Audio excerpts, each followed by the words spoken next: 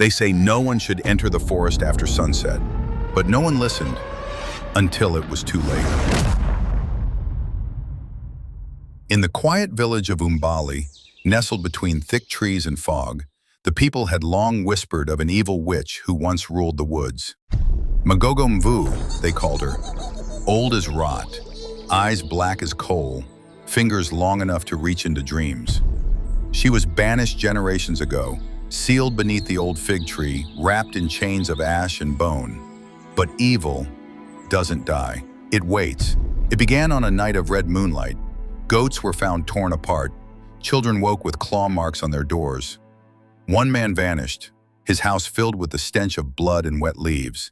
And at the edge of the forest, someone had carved a warning into a tree. She walks again.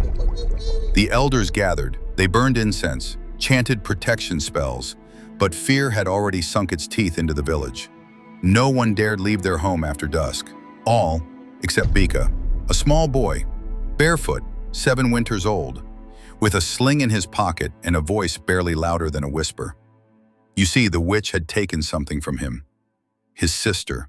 She was only 9, vanished while fetching water. Only her red scarf was found, hung neatly from the village gate, as if mocking them. So Bika, heart pounding like war drums, followed the scent of rot into the forest. The deeper he went, the colder it grew.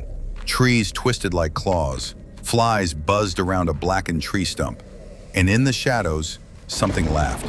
Little boy, the voice hissed, did you come to die or to join her? Bika gripped his sling. Give her back, he whispered.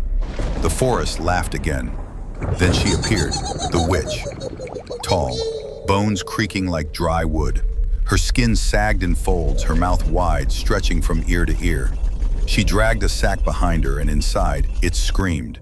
Bika froze, until he remembered the words his grandmother once said. Witches fear what is pure, what is brave, what is true. He reached into his pocket, not for stone, but for something older. His sister's bracelet, woven with beads, blessed by their grandmother. He wrapped it around a rock, placed it in his sling, and fired. The rock hit her square in the chest.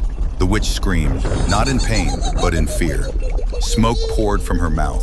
Her sack split open, and out tumbled the children, eyes dazed, souls stolen but not lost. The witch lunged, but Bika stood still, arms out, shouting, your time is done. And from the shadows, the forest answered. The trees groaned, roots twisted upward, and the fig tree, the one that had sealed her long ago, opened like a wound. Vines shot forward, wrapped around her limbs, dragged her, screaming, back into the earth. And the wood went still. By dawn, the children had returned, silent, pale, but alive. Bika's sister opened her eyes first. I heard you, she whispered. You called her out. From that day on, no one entered the woods and no one ever called her name again.